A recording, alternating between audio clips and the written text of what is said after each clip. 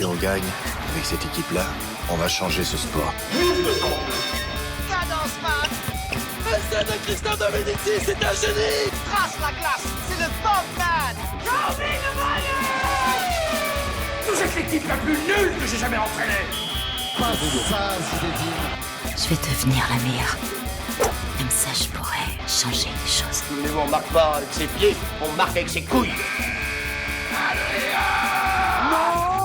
Ici, on parle du sport dans le cinéma. Au Ciné Sporting Club, la Dream Team rencontre le casting. Ça pue la sueur et le popcorn. On entend les claps de cinéma répondre aux claps des serviettes sur le cul. Et les chasubles des joueurs se mélangent aux costumes des acteurs.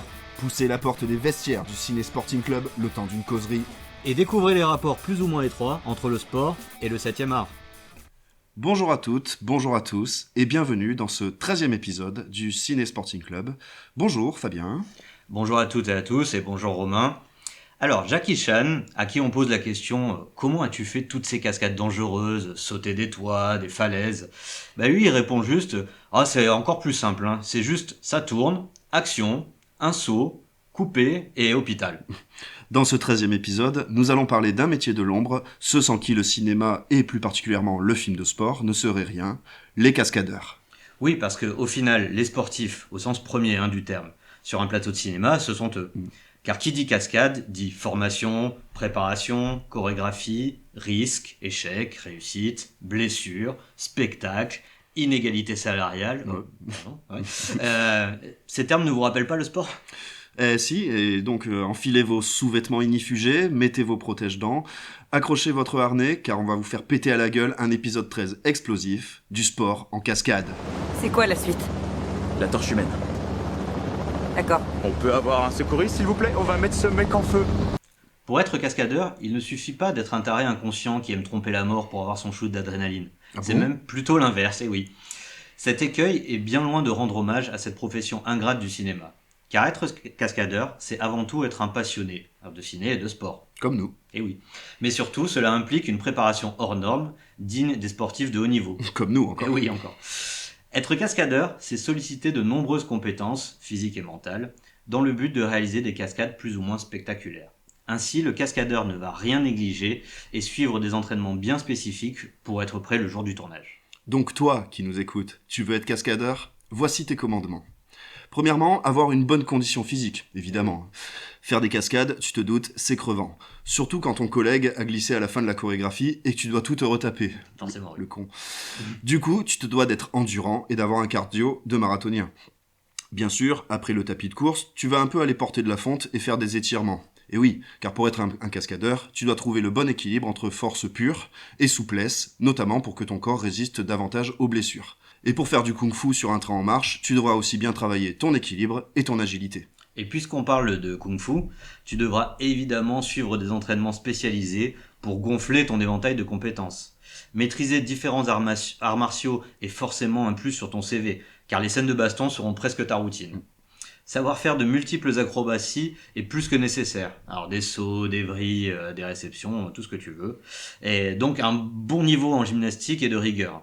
Surtout si tu dois tomber du toit d'un immeuble au ralenti tout en tirant dans les airs. Ah, on l'a tous celui-là. Ouais, on le voit. D'ailleurs, à ce propos, il faudra aussi que tu apprennes à tomber sans te blesser tout en restant crédible. Et oui, la chute, c'est tout un art. Ah, complètement. Et si comme Fabien, ton kiff, c'est les scènes de poursuite en bagnole, Bien entendu. avoir un permis, c'est pas suffisant. Il faudra aussi que tu améliores ton pilotage et pas seulement l'art du créneau, plutôt celui du tonneau. Oh, Tu auras également peut-être à t'entraîner au maniement et à la connaissance des armes utilisées, escrime, tir, etc. Donc tout cela fait partie de la formation aux équipements spécifiques qui peuvent être utilisés pour certaines scènes, notamment la maîtrise des câbles et des harnais, ou des catapultes pour faire une jolie vrille quand une grenade explosera à côté de toi. Ça impliquera une collaboration avec un coordinateur de cascade et les responsables des effets spéciaux. Du coup, faudra aussi te former aux techniques de sécurité, car c'est pas sans risque, mine de rien. Oui. Quand tu seras dans une scène qui utilisera de la pyrotechnie, notamment. Faut un peu s'y connaître. Voilà. D'ailleurs, pas uniquement sur ce type de scène, tu feras de la sécurité ta priorité, et tu devras constamment avoir conscience des risques, bien connaître l'environnement, gérer des imprévus, et éventuellement les premiers secours. Bon, ça on te le souhaite pas quand même, mais bon, c'est quand même bien de le savoir. Faut rien laisser au hasard, c'est sûr. Pour ce qui est de la préparation mentale, elle n'est pas non plus à négliger, loin de là. Va vraiment falloir que tu gères ton stress, que tu domines tes peurs, même quand tu seras suspendu au-dessus du vide ou quand tu nageras au milieu d'un banc de requins. Et il n'y a pas que le stress généré par le danger. Il y a également celui issu des attentes de toute une équipe de tournage qui a bossé des jours entiers pour une seule prise, à ne pas louper. Ah, la bonne pression, ouais. Voilà, ouais, t'es un peu comme le dernier tireur en finale de Coupe du Monde, quoi. Donc faut être hermétique à une certaine pression, mine de rien. Et pour cela, il te faudra de nombreuses techniques de concentration pour rester performant à l'instant T et faire preuve d'une bonne réactivité en fonction des situations. Un bon réflexe, ça peut te sauver. Et alors, pour terminer, et ça paraît évident parce que t'es pas au cirque, hein, il va falloir que tu aies une bonne connaissance des métiers et techniques du cinéma, car tu vas bosser avec toute une équipe spécialisée et il faudra que tu comprennes le langage cinématographique au risque d'être un vrai boulet, quoi. Ouais, c'est clair. Donc tu vois tout ce qui est connaissance des plans, des mouvements, du scénario, de ce qui est attendu en fait en général sur un plateau. Alors t'inquiète, hein, avant de tourner la scène, tu auras quand même droit à de nombreuses répétitions. Hein. Alors, tu comprends aussi pourquoi il faut être endurant. Ouais, c'est clair, quand tu répètes plusieurs fois une chorégraphie au bout d'un moment. C'est évident. Et tout ça, c'est pour t'assurer la maîtrise de la chorégraphie, mais aussi la bonne coordination avec tous les aspects techniques. Donc les mouvements des caméras, les effets pyrotechniques, tout ce que tu vas avoir dans ton environnement. Alors c'est flippant tout ça, hein, mais bon, rassure-toi, tu devras pas forcément savoir tout faire, même si ça aide forcément dans un CV. Hein. Et tu pourras toujours te spécialiser dans un environnement spécifique, des cascades aériennes ou des cascades sous-marines ou automobiles. Et surtout, pour finir, il faudra te tenir au courant des nouvelles technologies mises à ton service et à te former à celles-ci pour les maîtriser. On l'a vu avec toutes ces techniques de motion capture et tout ça. Maintenant, les cascadeurs sont souvent équipés de diverses puces et tout ça. Il faut savoir gérer ça. Voilà. Donc, si tu as ce degré de polyvalence et de rigueur, alors déjà, ouais, bravo. Mais tu es prévenu qu'il faudra rien lâcher et surtout que tu feras toujours tout ça sans jamais cueillir les lauriers de tes exploits, qui reviendront toujours à l'acteur que tu auras remplacé. Eh oui, c'est le jeu. Alors, on a parlé justement de ta formation aux entraînements spécifiques, en fait, aux cascades spécifiques. Et qui de mieux que Fabien pour nous parler justement, pour faire un petit zoom sur la préparation physique des cascadeurs spécialisés dans le domaine automobile. Oui, alors, merci déjà. Alors, si jamais il te reste du crédit sur ton compte formation et que la 3e proposition de chauffeur cariste de France Travail t'a démotivé au plus haut point, tu peux te faire financer une formation de cascadeur voiture ou moto dans une des écoles agréées. Alors, ces formations d'environ 5 jours ne feront pas de toi un Rémi Julienne. Hein. On en parlera tout à l'heure. Oui, tout à fait. Mais il se trouve que des acteurs, des cascadeurs spécialisés dans d'autres disciplines, ou même des pilotes qui veulent un peu arrondir leur fin de mois, suivent ces entraînements très sérieux, qui sont chapeautés pour la plupart par la Fédération des cascadeurs français du cinéma. Donc il y a une fédération des cascadeurs français. Et oui, on apprend ça. Car oui, en France, la cascade mécanique est une profession qui se porte plutôt bien, avec une reconnaissance à l'international, s'il vous plaît. Cocorico, on a une vraie tradition de la cascade auto, alliée à des fédérations sportives importantes qui fournissent donc des très bons pilotes et des potentiels cascadeurs. Donc ainsi, on peut aussi ajouter qu'il y a des infrastructures dans le pays, comme des studios bien sûr et des circuits. Mais pas de Grand Prix de France. Toujours pas. N'en parlons pas, ça m'énerve. Donc au final, ce sont les mêmes qualités qui sont requises pour un pilote et un cascadeur mécanique, sauf peut-être ramener la voiture entière à la maison. C'est bien. Il faut de l'observation, anticipation, de la rigueur, des réflexes bien sûr, des connaissances mécaniques, du courage toujours, et du retour d'informations sur la mécanique, les réglages, etc. auxquels on peut ajouter du coup pour un cascadeur la créativité. Car oui, comme la marionnette des Guignols de Luc Besson, je sais pas si tu t'en rappelles, qui faisait joujou avec des petites voitures pour décrire son scénario, les cascades automobiles et motos se chorégraphient, mais plutôt en vrai à l'aide de storyboard. Donc le storyboard, pour ceux qui ne voient pas, c'est cette espèce de bande dessinée en fait où on représente le film sous forme de dessin avec les plans. Pour avoir les plans, les scènes, exactement. À partir de là, il faut coordonner les cascades, préparer les véhicules, l'environnement, et surtout faire pas mal de répétitions quand on le peut. Oui, voilà. On l'a dit. Et alors, une bonne fois pour toutes, non, une voiture n'explose pas quand on lui tire dessus avec un flingue. Ah bon, sérieux ? Jamais. Non. Et un deuxième non, 2 voitures côte à côte qui jouent des portières, elles font pas d'étincelles, je te rassure. J'aimerais te présenter ta doublure. Qu'est-ce que c'est que ça? Mon grand, mais c'est Mike Gaucher. Le cascadeur dont je t'ai parlé, c'est un as. Un palmarès unique de référence internationale. Mais c'est une horreur, regardez-le. Alors, comme on l'a dit, hein, être cascadeur, c'est un métier qui est assez ingrat et dans l'ombre. Et alors, en plus de ça, il faut ajouter une catégorie de personnes qui vient vous voler votre boulot de temps en temps, les acteurs. Ils nous volent notre travail. Ils volent notre travail. Alors, tu commences avec Buster Keaton. Oui, alors il y a des acteurs effectivement qui aiment bien toucher justement aux cascades, et je vais d'abord parler d'un pionnier, en fait, du pionnier même des cascadeurs. Alors Buster Keaton, donc c'est une star du cinéma muet burlesque des années 1920-1930, à la même époque, en tout cas au début, de Charlie Chaplin. Donc Keaton, il misait sur l'audace, l'originalité de ses cascades, et il repoussait souvent les limites du danger. Il réalisait lui-même ses cascades, donc, au péril de sa vie, dans des scènes d'action complexes, sans effets spéciaux, et donc millimétrées. Alors certaines cascades, d'ailleurs, de Buster Keaton sont devenues iconiques, comme celle notamment du film Steamboat Bill, de 1928, où la façade d'une maison tombe autour de lui. Tandis donc il reste indemne grâce à l'ouverture d'une petite fenêtre. Donc ça, c'est devenu une image, effectivement, donc iconique du cinéma. Et Keaton, il exploitait beaucoup les décors, justement, pour ses cascades, en jouant avec les perspectives et la mécanique, pour créer à la fois un effet comique, mais aussi époustouflant. On peut le voir effectuer de nombreuses acrobaties au sol, à moto, sur des trains en marche, des sauts et des chutes de grands bâtiments. C'est là où c'est impressionnant, c'est que pour l'époque, en fait, là on voit le risque en fait qui a été pris, parce qu'on sait qu'il n'y a pas de rajout numérique. Quoi. Oui, voilà, il peut pas tricher. C'est authentique, voilà. Et surtout, en bon clown, il excellait dans l'art de chuter. Ça, c'était la grande spécialité de Keaton, notamment sa célèbre cabriole avant, où il se retrouve sur le cul, en fait, par terre. Ouais. Voilà, ça fait partie des signatures de Buster Keaton, donc le pionnier des cascadeurs. Alors je vous remets un petit peu de vroom vroom, hein. Vous me connaissez, ouais. Tu vas finir par être lourd. À peine. Alors, on va encore parler de Steve McQueen. Hein. Alors oui, on l'avait fait dans l'épisode 6, Moteur, au sujet du film Le Mans. Alors, c'est bien connu que le King of the Cool tenait à réaliser ses cascades lui-même. Hein. Ses talents de pilote sur 2 et 4 roues sont indéniables, avec un vrai palmarès. Hein. Et il participe d'ailleurs à des compétitions avec ses cascadeurs, comme Bud Ekins, qui réalisa le fameux saut à moto, tu sais, dans la Grande Évasion en 63. Voilà. Et même, il engage ses amis pilotes professionnels, à l'inverse, à devenir des cascadeurs, comme Malcolm Smith, qui est une légende canadienne du motocross, et qui est dans On Any Sunday en 1971. Et après, ils leur volent leur travail. Ouais, voilà, légèrement derrière. Mais le film de McQueen rendu célèbre pour une cascade, hein, et vous y pensez tous, c'est Bullitt, hein, voilà, de Peter Yates, sorti en 68. Alors, on y oppose la Mustang GT390 Fastback du héros, qui apparemment était abordable pour un salaire de flic américain, contre la Dodge Charger Magnum RT. Alors oui, on aime bien empiler les noms, hein, qui font peur. Il faut même le prononcer, la Dodge Charger Magnum RT. Donc la voiture des méchants, hein, dans une course-poursuite mémorable dans les rues de San Francisco. Vous l'avez forcément en tête. Elle est ouf, voilà. cette. Mais bien sûr, les assurances ne voudront pas que l'acteur tourne les scènes dangereuses. Hein. Et c'est Ekins, donc, dont je parlais plus haut, qui s'en chargera. Alors d'ailleurs, la petite astuce, dans les caméras embarquées, on voit que c'est McQueen quand il est dans le rétroviseur intérieur, parce que sinon il l'avait orienté vers le haut, voilà, pour, quand c'était Ekins. La séquence finale, elle fait quand même pas loin de 10 minutes à l'écran, pour 3 semaines de tournage, ce qui est quand même énorme, c'est énorme. Et en utilisant seulement 2 Mustangs et 2 Chargers. Hein. Donc ils n'ont pas fait trop de casse dans tout ça, pilotes, quand on voit les sauts qu'ils font et les jumps. Donc voilà, donc Bullitt, il aura mérité son Oscar du meilleur montage l'année suivante avec tout ça. Même si à mes yeux, la cascade la plus osée, car elle est très rare dans le cinéma, c'est que Steve McQueen ferme la voiture à clé quand il en descend. Et ça, c'est couillu. Ouais, c'est clair.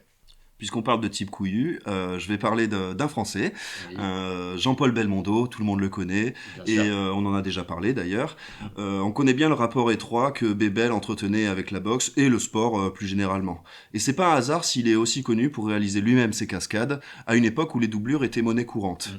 Alors, il avait le goût du risque, un côté casse-cou qui collait si bien avec son personnage espiègle, justement.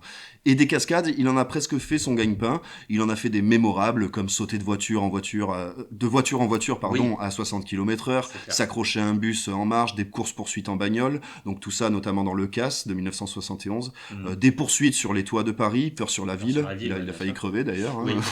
Il s'est pété le poignet en s'accrochant à une gouttière quand même. Ça monte le niveau. Ouais. Sauter d'un hélico sur un bateau en marche aussi, dans le Marginal en 81.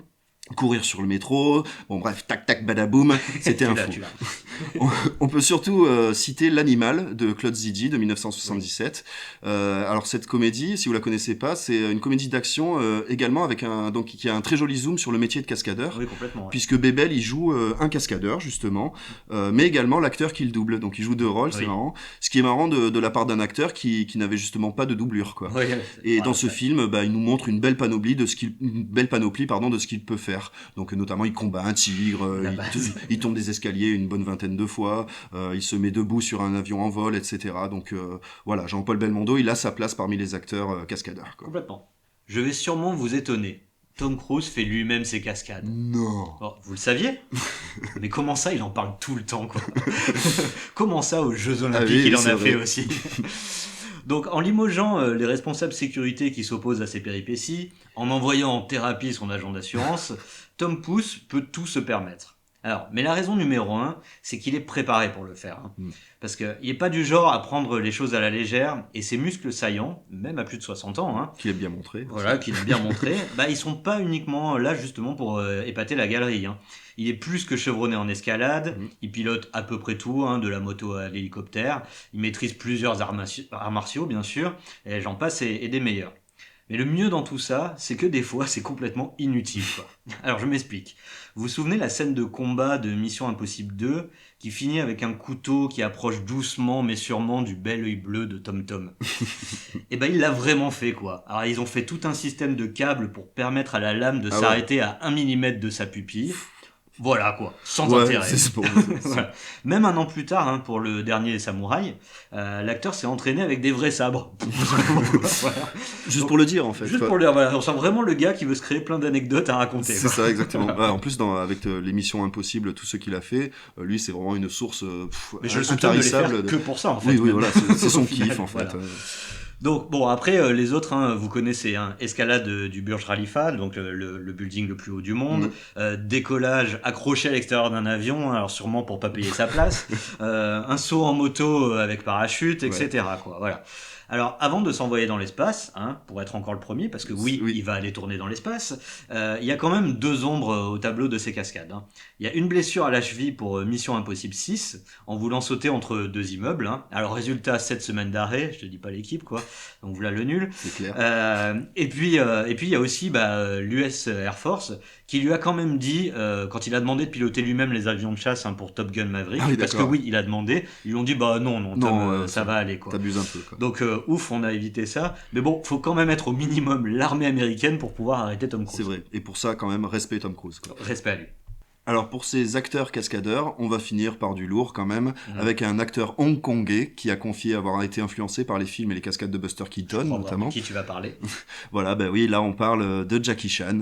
Là c'est une légende du cinéma d'action que tout le monde adore d'ailleurs, tellement il a l'air sympathique et il est particulièrement connu pour effectuer donc lui-même ses cascades, avec un style unique mine de rien, combinant des cascades très acrobatique, spectaculaire, avec une bonne touche comique toujours, et des compétences en kung-fu exceptionnelles. Voilà. Donc Jackie, il excelle surtout dans l'art de se battre avec des objets du quotidien qui l'entourent, faisant par exemple d'un plat à tarte ou d'un vieux slip une arme mortelle. Donc ces cascades sont authentiques et souvent dangereuses, et d'ailleurs durant toute sa carrière, Jackie a souffert de nombreuses blessures, et parfois graves, lui valant le surnom d'homme aux 1000 fractures. Alors, c'est pas très flatteur, mais bon, ça lui va bien en tout cas. Ouais, c'est classe. Et d'ailleurs, et ça c'est ce que j'adore, on peut assister à nombreuses de ces cascades dans ces séquences mémorables qu'il y a à la fin de chacun de ces films, où pendant le générique de fin sont diffusés justement le making-of de chacune des cascades. Et ça, je t'avoue que c'était vraiment, à chaque fois qu'on regardait un film avec mes frères de Jackie Chan, on attendait surtout le générique pour voir justement les ratés en fait, et le voir se faire mal en fait. Pauvre Jackie. Voilà, donc en tout cas gros respect, moi c'est vraiment un acteur que j'adore et continue Jackie, même si je pense que maintenant il fait moins de cascades, quoi. Mais il a une équipe d'automobile. Il a une équipe d'automobile et il est devenu coordinateur de cascade, il a une équipe de cascadeurs. Depuis très longtemps d'ailleurs. Hey, si ce n'est pas trop te demander, pour me faire plaisir, c'est de la réussir du premier coup, ok? Je vais dire, c'est même pas une cascade. J'ai l'impression de voler le pognon. Mobiliser un type de ma classe pour ça. Toujours dans notre souci de parler donc de la place du sport dans le cinéma, on a identifié une catégorie de sportifs qui est devenu cascadeur. Oui, des sportifs de haut niveau, donc devenus cascadeurs par la suite. Alors, on va commencer par la désormais célébrissime Zoé Bell. Vous l'avez forcément vue. La néo-zélandaise a commencé une carrière de gymnaste en compétition. Puis elle démarre le taekwondo à 15 ans. Alors, commençant l'enfant hyperactive, elle fait aussi de la danse, de la plongée, de l'athlé, etc. Peut-être même des échecs au milieu. On sait pas. Un jour, son père, qui médecin soigne un cascadeur blessé, la met en relation avec le milieu. Voilà, donc sûrement pour apaiser la boule d'énergie de la jeune Zoé. Et de fil en aiguille, elle devient cascadeuse pour Xena, la guerrière, vous vous rappelez de la série des années 90, qui est tournée au pays des Kiwis, justement. Oui. Donc pour le moment, vous ne voyez toujours peut-être pas qui c'est, mais par la suite, elle devient doublure du Matterman dans Kill Bill.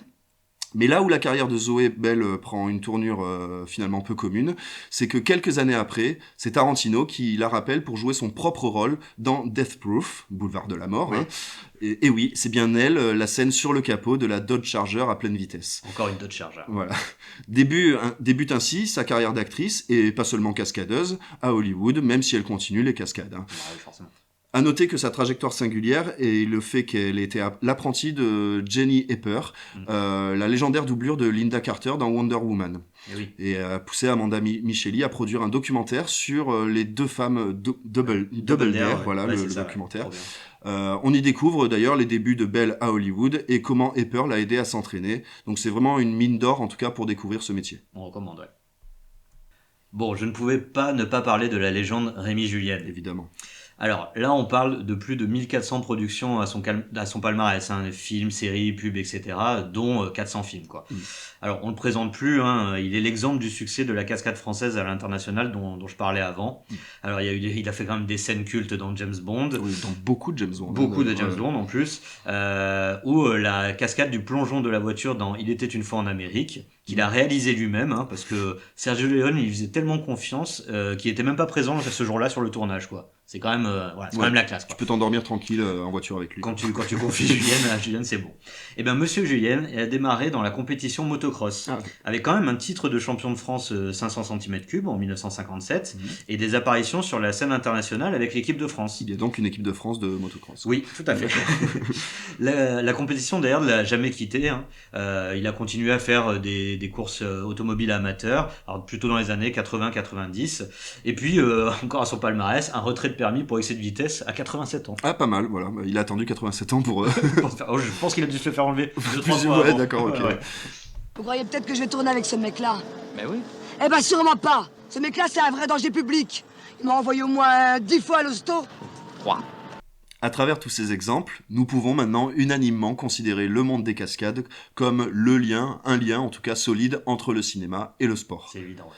De la préparation jusqu'au geste final et décisif, les cascadeurs prouvent dans chaque film, même dans les plus anodins, qu'ils sont les sportifs du cinéma, et pourtant des éternels remplaçants. Nous voulions leur faire honneur avec cet épisode, car on a bien compris qu'un film de sport gagnera toujours en crédibilité, et donc en qualité, quand les gestes sont pratiqués par des spécialistes. Donc merci à ces têtes brûlées de l'ombre, continuez de nous époustoufler. C'est le premier show de cascade que j'ai fait. Je devais sauter en bateau dans un cercle de feu. Je pouvais le faire les mains attachées dans le dos tellement j'étais bon. Waouh. Dans le genre, je me la raconte. Cette semaine, Romain, pour En Tribune dans ton canapé, tu vas nous parler d'un film sorti dans les salles cette année, donc 2024, et qui met justement à l'honneur le métier de cascadeur. Et oui, je vais vous parler d'un film dont vous avez sûrement entendu parler, The Fall Guy, de David Leitch, avec Ryan Gosling et Emily Blunt. Alors, vous en avez sûrement entendu parler, vu qu'il y a eu une grosse promo autour de ce film, mais je vais quand même en remettre une petite couche, d'autant que malgré la promo, il a finalement connu un échec commercial, quoi. Donc, bon, on n'est pas sur un film de sport à proprement parler, mais il nous fallait un film qui parle des cascadeurs, et bah, il y en a pas tant que ça. Je vous ai parlé justement de l'animal tout à l'heure avec Bevel, et il y a celui-là, donc, et ce film, il semble être véritablement un hymne aux cascadeurs. Alors, bon, pour ceux qui savent pas, c'est une adaptation de la série du début des années 80, L'homme qui tombe à pic, même s'il cherche pas à en être fidèle, hein, hormis la profession du héros, quoi. Alors il faut savoir que le réalisateur David Leitch a une longue carrière en tant que cascadeur, justement, donc le mec connaît a priori son sujet. Oui. Voilà. Et je confirme, ça se voit. Alors bon, je vais vous faire le pitch du film. Donc c'est un cascadeur, Colt Seavers, qui est la doublure habituelle du célèbre acteur Tom Ryder. Après un grave accident lors d'un précédent tournage, il se retrouve engagé sur le tournage du film Metal Storm, c'est un western science-fiction, qui est réalisé par Jodie Moreno, ancienne petite amie de Colt. Et lorsque la star Tom Ryder disparaît mystérieusement, Colt se retrouve embauché par la productrice, qui est jouée par, tu sais, celle qui joue la présidente du club dans Ted Lasso. Oui, tout à fait. Voilà. Donc il est embauché par la productrice pour enquêter sur la disparition et trouver l'acteur disparu, et ainsi sauver le premier long métrage de Jodie. Il le fait par amour pour son ex-copine. Bien sûr. Et Colt va pouvoir compter sur l'aide de son meilleur ami, et qui est coordinateur de cascade, Dan Tucker. Alors vous l'aurez compris, The Fall Guy n'est pas à mettre au panthéon des meilleurs scénarios de l'histoire, hein. Oui. Mais bon, il a le mérite de mettre en scène des cascades. Beaucoup de cascades. Ah. Voilà. Et on a toute la panoplie dans le film du petit cascadeur. Des crashs en bagnole, donc il y a quand même eu un record du monde du nombre de tonneaux effectués dans une cascade. Il y en a eu 8,5. Okay. Voilà. Qui était détenu jusqu'alors par l'Aston Martin de James Bond dans Casino Royale. Alors, cette scène m'a déchiré le cœur. Voilà. Et qui en a fait que 7. Hein. Voilà. Le nul aussi. Voilà. Il y a des bastons, des fusillades, des explosions, des chutes, des torches humaines, des passages à travers les vitres, etc., j'en passe. Donc le film mise tout là-dessus, et c'est plutôt efficace, car tout y passe. Hein. Même les accessoires et armes factices sont de la partie, ce qui est assez drôle d'ailleurs. Et c'est une belle vitrine au monde du cascadeur, et des effets spéciaux plus largement. Après, ce n'est pas non plus un documentaire sur la vie de cascadeur, hein. On n'a rien sur la prépa, les contrats et tout ça, qu'on se le dise. Hein. Mais bon, bref, il y a tout de même beaucoup de clins d'œil au cinéma actuel et plus ancien, et au monde des cascades plus précisément. Alors, l'humour, vous vous en doutez, il est un peu lourdingue et puéril, hein, à la sauce blockbuster américain, mais le duo Gosling-Blunt tient bien la route, et certains gags font mouche. Ouais. Et de toute façon, le propos du film tient évidemment sur les scènes d'action. Alors ces scènes d'action d'ailleurs, bien rythmées par une bande originale plutôt sympa, hein, c'est rock'n'roll, elles alternent aussi bien entre les cascades effectuées par le héros sur le tournage, mais aussi les scènes d'action qui font partie de l'intrigue, quoi. Voilà, donc autre détail sympa, qui n'est pas sans rappeler la grande époque Jackie Chan, le générique de fin propose les images making-of de la plupart des cascades du film, notamment les 8 tonneaux et demi. Ah, trop bien. Voilà. Donc pour ma part, je trouve tout de même un peu dommage que le film ait fait appel à des effets numériques. Alors, il se voit un peu. Bon, il y en a pas tant que ça quand on regarde le générique de fin, mais il y en a. Bon. Alors cela aurait été plus authentique en restant traditionnel, mais bon, c'est bien aussi de vivre avec son temps, car le métier de cascadeur doit aujourd'hui composer avec ces nouvelles technologies. C'est sûr. Le film dénonce clairement le côté ingrat de la profession dont on parlait, en nous présentant un cascadeur sensible, romantique, très sympathique, voilà, Ryan Gosling, hein, quoi, opposé à la star qu'il double, antipathique et bête comme ses pieds, bon bref, un gros connard, quoi. Voilà. Et on insiste d'ailleurs sur le fait qu'il n'existe pas d'Oscar du meilleur du meilleur cascadeur, pardon. Dans le film, ils en parlent, hein, voilà. Ouais. Et alors, je sais pas si la promo a pesé, mais depuis, l'Académie des Oscars réfléchit à ajouter cette catégorie à la cérémonie. Ouais, je me souviens, ils auront parlé de toute la promo, je crois. Voilà, c'est ça. Ouais. Donc effectivement, apparemment, c'est dans les dossiers, quoi. Ouais. Donc, écoutez, The Fall Guy, petit film sympa, alors très léger, mais feel good. Et bon, on pose le cerveau et on se délecte des cascades qu'il y a dedans, quoi. Ok. Voilà, ce 13e épisode plutôt explosif du Ciné Sporting Club touche à sa fin. On vous invite comme toujours à nous rejoindre et à réagir sur les différents réseaux sociaux et à répondre à l'éternelle question de l'épisode. Alors, cette fois-ci, on veut savoir quelle est la plus belle cascade que vous ayez vue, mais en sport. En sport, hein. Pas au cinéma, voilà. Ouais. Et alors, encore une fois, on précise, on interdit Neymar. Hein. Ah merde. Eh oui, désolé. Trop facile. Donc merci à tous de nous avoir suivis et on se retrouve pour le 14e épisode du Ciné Sporting Club qui traitera du vélo. Merci à tous, à bientôt. Merci, à bientôt.